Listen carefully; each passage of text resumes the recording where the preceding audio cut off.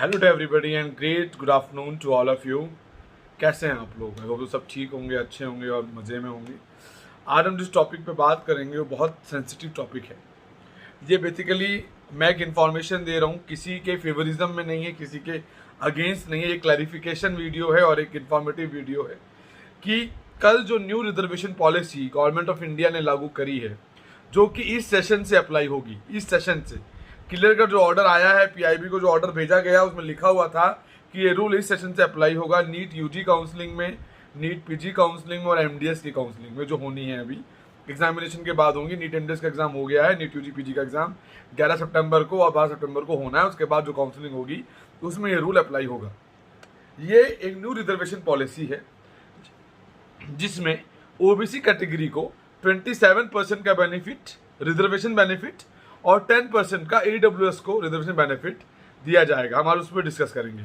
उससे पहले INICET NEET PG की काउंसलिंग गाइडेंस, पेड गाइडेंस अगर आप लेना चाहते हैं तो उसके लिए डिस्क्रिप्शन में एक लिंक दिया हुआ है। आप वो फॉर्म फिल करके पेड गाइडेंस का सर्विस अवेल कर सकते हैं डिस्काउंटेड ऑफर पे। सर्विस अब आफ्टर एग्जाम भी ले सकते हैं, अगर अभी लेना चाहे तो अभी भी ले सकते हैं और आफ्टर एग्जाम भी ले सकते हैं। जिन्होंने फॉर्म भरा होगा उन्हें ही डिस्काउंटेड प्राइस पे काउंसलिंग दी जाएगी, पेड गाइडेंस। अदरवाइज उन्हें नहीं तो उनसे फुल फीसेस क्लेम की जाएंगी। जो फुल फीसेस हैं वो हमारी वेबसाइट पे दी हुई हैं। शुरू करते हैं clarification on NEET PG UG reservation policy जो नहीं आई है। पहले तो ये समझ लीजिए कि पहले क्या था और अब क्या अंतर आया है। पहले जो रिजर्वेशन हुआ करता था, ओबीसी कैटेगरी को स्टेट में रिजर्वेशन मिला करता था। हर स्टेट के अपने एक अलग रूल्स थे, अलग पॉलिसी थी जिसके अकॉर्डिंग उनको रिजर्वेशन मिला करता था। लेकिन जो ऑल इंडिया कोटा की जो काउंसलिंग होती थी 50% नीट पीजी की और 15% नीट यूजी की, उसके अंदर रिजर्वेशन, किसी भी तरह का रिजर्वेशन ओबीसी और ईडब्ल्यूएस को ऑल इंडिया सीट्स पे नहीं मिलता था, सेंट्रल कोटा की सीट्स पे मिलता था। बट इस बार गवर्नमेंट ऑफ इंडिया ने अनाउंस किया कि 27% सीटें ओबीसी कैटेगरी को मिलेंगी, जो कैंडिडेट ओबीसी में नॉन क्रीमी लेयर में आते हैं, और जो कैंडिडेट ईडब्ल्यूएस कैटेगरी में आते हैं, जिन्होंने फॉर्म भरते हुए अपने आप को इकोनॉमिकल वीकर सेक्शन में टिक किया है या ओबीसी में टिक किया है, वही इसका फायदा ले पाएंगे। जनरल कैंडिडेट इस कोटे का कोई भी फायदा बेनिफिट नहीं ले पाएंगे। और जो ओबीसी कैंडिडेट हैं, अगर वो क्रीमी लेयर में भी आते हैं तो भी उनको इसका बेनिफिट नहीं मिलेगा मेरे अकॉर्डिंग। सवाल, पहले जो रिजर्वेशन था वो जनरल का रिजर्वेशन था 72.5% का ऑल इंडिया कोटा में। जो 50% और 15% की जो काउंसलिंग होती थी उसमें 72.5% का कोटा हुआ करता था। एससी का 15% का, एसटी का 7.5% का और फिजिकल हैंडीकैप का 5% का। लेकिन अब ये नया रूल आ जाने से ये रिजर्वेशन घट गया है और जनरल कैटेगरी के कैंडिडेट्स को कहीं ना कहीं नुकसान होता हुआ नजर आ रहा है और ओबीसी और ईडब्ल्यूएस को फायदा होता हुआ नजर आ रहा है। लेकिन बहुत सारे ओबीसी और ईडब्ल्यूएस कैंडिडेट ऐसे हैं जिनके पास सर्टिफिकेट जरूर बने हुए हैं, लेकिन उन्होंने फॉर्म भरते हुए ना ही ईडब्ल्यूएस अवेल किया और ना ही ओबीसी अवेल किया। उनको अब दोबारा मौका नहीं दिया जाएगा मेरे हिसाब से कि वो फॉर्म में भर पाए। जो आपने एप्लीकेशन फॉर्म में सबमिट किया है, काउंसलिंग आपकी उसी के बेसिस पे होगी, उसके अलावा बेसिस पे नहीं होगी। अब जो कोटा अवेलेबल है वो कैसे है? जनरल के लिए 35.5% का रिजर्वेशन रह गया है, ईडब्ल्यूएस को 10% रिजर्वेशन है, ओबीसी का 25% है, एससी का 15% है, एसटी का 7.5% है और पीडब्ल्यूडी का 5% रिजर्वेशन है। ये रिजर्वेशन फिलहाल है जो कि अप्लाई होगा। जो कट ऑफ की बात करें, जी हाँ, ये बात जरूर सच है कि जनरल कैटेगरी का जो कट ऑफ होगा उस पर फर्क पड़ता हुआ नजर आएगा। लगभग ये मान के चलिए, अगर कोई ब्रांच 2200 पे क्लोज हो रही थी, अब वो ब्रांच लगभग 1700-1800 पे क्लोज होती हुई नजर आएगी, क्योंकि जो रिजर्वेशन क्राइटेरिया था वो घट गया। ये बात जरूर है, ज्यादा अंतर नहीं है, लेकिन फिर भी 15 से 20% का फर्क पड़ता हुआ नजर जरूर आएगा, क्योंकि जो कैंडिडेट ने ओबीसी भरा है, ओबीसी की जो कट ऑफ है उस पर काफी बड़ा फर्क दिखेगा, ईडब्ल्यूएस में भी काफी बड़ा फर्क दिखेगा, वो भी सिर्फ इस साल के लिए, क्योंकि नीट पीजी के अंदर, यूजी के अंदर नहीं, नीट पीजी के अंदर, क्योंकि जो फॉर्म कैंडिडेट्स ने भरा है वो ऑलरेडी वो पहले भर चुके हैं। फिलहाल उन्होंने नहीं भरा, वो पहले भर चुके हैं। जिन्होंने पहले ओबीसी डाला होगा वो फायदा उन्हें ही मिलेगा। जो ओबीसी हैं फिर भी वो जनरल का फॉर्म भरे थे, उनको फायदा नहीं होगा। ऐसा क्यों होता था? क्योंकि सेंट्रल यूनिवर्सिटी में इसका रिजर्वेशन हुआ करता था तो सीट्स बहुत कम होती थी। तो कई बार ओबीसी कैंडिडेट थे वो भी आधे जनरल अप्लाई कर लेते थे, और जो ईडब्ल्यूएस हैं वो भी आधे जनरल अप्लाई करते थे, क्योंकि ओबीसी का फायदा भी स्टेट में होता था और ईडब्ल्यूएस का फायदा होता था। इस रिजर्वेशन पॉलिसी के आने से मेरे अकॉर्डिंग स्टेट काउंसलिंग में कोई भी फर्क पड़ता हुआ नजर नहीं आएगा। लेकिन जी हाँ, ऑल इंडिया के कट ऑफ पे जनरल कैटेगरी को फर्क पड़ता हुआ नजर आएगा। लेकिन इसके अंदर एक क्लैरिफिकेशन और है छोटा सा।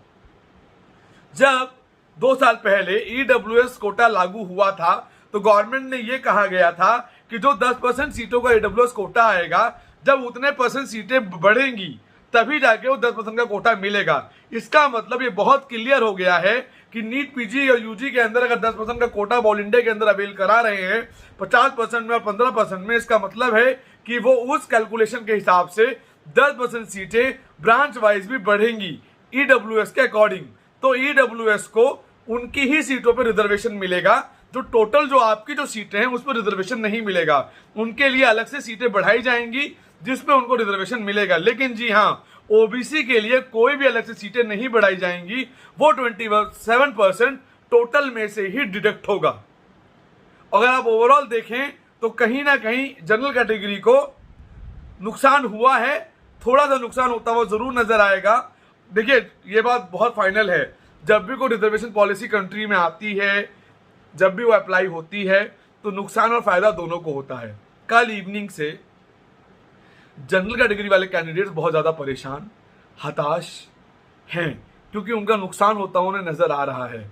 और आधे इसीलिए परेशान हैं कि उनके पास ईडब्ल्यूएस था, उन्होंने ईडब्ल्यूएस का फॉर्म नहीं भरा। आधे इसीलिए परेशान हैं कि वो ओबीसी थे लेकिन उन्होंने ओबीसी फॉर्म में नहीं भरा। परेशान सब कहीं ना कहीं हैं, लेकिन नुकसान जो है वो जनरल कैटेगरी का है। अब फायदे की बात करें तो फायदा जनरल कैटेगरी को कुछ नहीं है, सिर्फ नुकसान है। मेहनत कीजिए, कोशिश कीजिए, थोड़ा लेबर हार्ड कीजिए, ट्राई कीजिए कि चीजें ठीक हैं। ये कहीं ना कहीं बहुत ठीक है कि पिछले साल से कुछ सीटें पहले ही बढ़ गई हैं, कुछ का इंस्पेक्शन होने गया है, तो कुछ सीटें और बढ़नी हैं, तो कहीं ना कहीं पिछले साल के बराबर कट ऑफ ऊपर नीचे रहेगा। लेकिन ये बात जरूर है, ये उम्मीद की जा रही थी कि इस बार काफी अच्छा फर्क पड़ेगा कट ऑफ में, तो वो शायद रिजर्वेशन पॉलिसी के आ जाने से नहीं पड़ेगा। लेकिन जी हाँ, जो ओबीसी कैंडिडेट्स हैं और ईडब्ल्यूएस कैंडिडेट्स हैं, उनको काफी बड़े मार्जिन में फायदा होता हुआ नजर इस बार आएगा, जो कि जनरल को नहीं आएगा। तो जिन कैंडिडेट्स को जनरल में सीट या नहीं मिलेगी वो स्टेट में जाएंगे, तो स्टेट कोटा पे भी जो जनरल कैंडिडेट्स हैं उन पे लोड बढ़ता हुआ नजर आएगा। जो रियल नुकसान हुआ है वो किसका हुआ है पता है? रियल नुकसान उन कैंडिडेट्स का हुआ है जिनके पास ना स्टेट कोटा होता है ना कोई और कोटा होता है, जो ऑलरेडी ऑल इंडिया के भरोसे होते हैं, जैसे कि एफएमजी कैंडिडेट्स, वो ऑलरेडी ऑल इंडिया कोटा पे ही भरोसेमंद होते हैं, उनको नुकसान हुआ है, क्योंकि वो एज ए जनरल में आके फाइट करते हैं। 72% सीटें थी पहले, जो घट के 35.5% रह गई हैं। अब उनके चांसेस और घट गए, उनके पास स्टेट कोटा भी नहीं है कि यहाँ नहीं मिला वो जाके स्टेट में अवेल करा लें। तो ये बेसिकली है, और ये जो ऑर्डर है ना, ये ऑर्डर कंप्लीट इंडिया के लिए है। मद्रास हाईकोर्ट ने ये डिसीजन 2020 में दिया था। इस बारे में डिस्कशन 2019 से चल रही है रेगुलर, 2021 में जाके जुलाई के लास्ट में जाके फाइनल हुआ है, और कल बाकायदा officially prime minister Narendra Modi ji ने भी अपने ट्विटर से इसको ऑफिशियली अनाउंस किया। हर जगह मैटर कवर हुआ, और ये बात जेन्यून है, और ये पूरे पैन इंडिया लेवल के लिए अवेलेबल है, और ये इस साल से एप्लीकेबल होगा, ना कि अगले साल से एप्लीकेबल होगा। ये भी फाइनल है कि ये इसी साल से एप्लीकेबल होगा ये रूल। जो एग्जाम अभी होने वाले हैं, इसीलिए रूल अभी किया गया है कि जिससे एग्जामिनेशन हुए नहीं है, चीजें अभी फॉर्मलाइज हुई नहीं है, इसीलिए ये रूल इसी साल से और अभी से लागू हो जाएगा। तैयारी उस हिसाब से कीजिए, जनरल कैंडिडेट अपना टारगेट बढ़ा लीजिए, कॉन्फिडेंस बनाए रखिए, खोने की जरूरत नहीं है। आपके पास स्टेट कोटा भी अवेलेबल है, वहां भी आप ट्राई करके देख सकते हैं। और एक बात, ये जो रिजर्वेशन पॉलिसी है ये सिर्फ गवर्नमेंट कॉलेजों में ही वैलिड होगी, प्राइवेट कॉलेजेस में इसका कोई भी वैलिडेशन कहीं से लेके कहीं तक भी नहीं होगा। स्टेट कोटा को नहीं छेड़ा गया है, ये जो पॉलिसी नहीं आई है, जो रिफॉर्म आया है, ये सिर्फ ऑल इंडिया कोटा जो सीट्स होती है 50% नीट पीजी में और 15% नीट यूजी में, सिर्फ उसी के लिए आया है, अदरवाइज किसी और के लिए नहीं आया है। कट ऑफ पे फर्क जरूर पड़ेगा, मेहनत जरूर रखिए, निराश मत होइए, डिमोरलाइज मत होइए, घबराइए मत, कोशिश करते रहिए। मेहनत करेंगे तो रिजल्ट जरूर दिखेगा। ये बात जरूर है कि इस मौके पे जाके ये चीज हुई है तो फर्क जरूर कहीं ना कहीं पड़ता है, लेकिन किसी का नुकसान होता है तो किसी को फायदा होता है। ये रूल है इस देश का, हम जिस कंट्री में रहते हैं उसका सिस्टम ही ये है। और जो भी है, let it be. I know फर्क पड़ता है। तो स्टूडेंट अगर मैं देखूं, कैंडिडेट देखूं, और मैं जनरल से होता तो मुझे बहुत फर्क पड़ता, लेकिन मैं जनरल से ही हूं, लेकिन फिर भी बहुत फर्क पड़ता। लेकिन हिम्मत नहीं हार रही है, मेहनत करते रहिए। जबरदस्ती के कमेंट्स, जबरदस्ती के क्रिटिसिज्म करने से बेटर है पढ़ाई पे ध्यान दीजिए। ये नॉर्मल ऑर्डर है जो आ गया है, इसमें बाकायदा हाईकोर्ट की भी सहमति इन्वॉल्व है, इसीलिए कुछ हो नहीं सकता है। और कल गवर्नमेंट ने लीगली इसको अनाउंस भी कर दिया है। सो बी रेडी रहिए, करते रहिए। लेकिन ओबीसी को ईडब्ल्यूएस को फायदा जरूर हुआ है। जिन्होंने ओबीसी ईडब्ल्यूएस नहीं डाला उनको जरूर नुकसान है कि वो इस बार का फायदा नहीं उठा पाएंगे।